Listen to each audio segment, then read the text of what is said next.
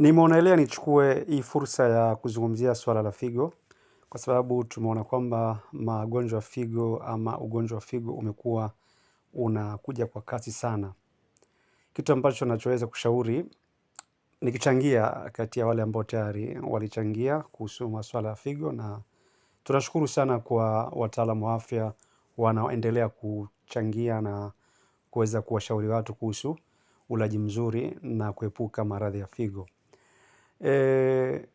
Maji ni kitu muhimu sana. Maji ni kitu muhimu sana. Tunapaswa tuwe tunakunywa maji ya kutosha, na kila kitu ambacho kinachozidi kiwango kinakuwa ni sumu. Hata pia maji ukinywa zaidi unaweza pia ukapata shida hii pia ya figo. Kwa hiyo tuwe tunakunywa maji kwa level yake inayopaswa, lakini tusiache kunywa maji. Maji ni muhimu sana. Figo linahitaji maji. Figo halipaswi kuwa dehydrated, yani figo halipaswi kuwa kavu. Okay? La pili ambalo pia naona pia nikazie ni kuhusu swala la kula kila wakati. Kila baada ya muda kidogo utaona mtu mara achukue snack, ale biskuti, chipsi. Yani baada kila saa, baada ya masaa matatu mawili, baada ya lisali moja, baada ya dakika 20 mtu anakula. Haswa vitu vya sukari ama vitu vya wanga, yani carbohydrates.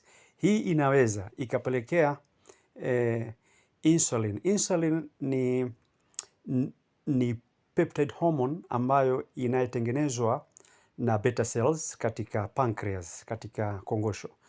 Unapokula kitu chochote, beta cells inazalisha insulin, na insulin inakwenda kufanya balance ya blood glucose level iwe sawa, kusudi kama sukari itakuwa nyingi kwenye damu, basi sehemu mbalimbali za mwili zitafeli.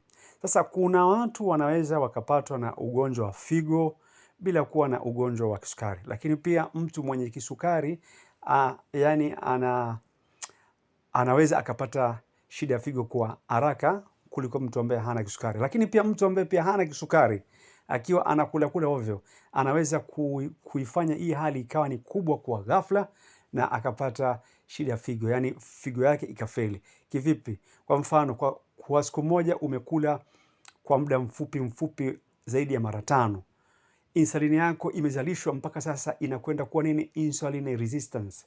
Sasa ikiwa hivi inakuwa tena haina tena uwezo wa kuweza kuzuia wanasema ni ile sukari ama glucose kwenye damu kuwa na level sawa. Kwa hiyo pale inapelekea katika blood vessels ambazo zinakwenda katika figo ama mishipa damu ambayo inakwenda kwenye figo inapasuka.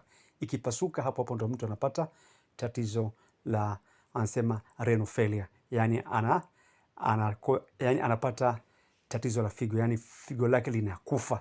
Kwa hiyo tunashauri sana tuwe tunakula kimpangilio, na pia tuwe na tabia pia ya kufanya detoxification, yani kusafisha miili yetu kwa kunywa maji ya kutosha, kutumia vitu ambavyo kama vile mboga za majani, umeona, juisi ambazo za kutengeneza nyumbani, viungo pia ni muhimu, lakini tuwe tunakula vitu ambavyo venye health zaidi, ambavyo venye afya zaidi, kuliko tujaze matumboni mwetu masukari, mawanga kila wakati.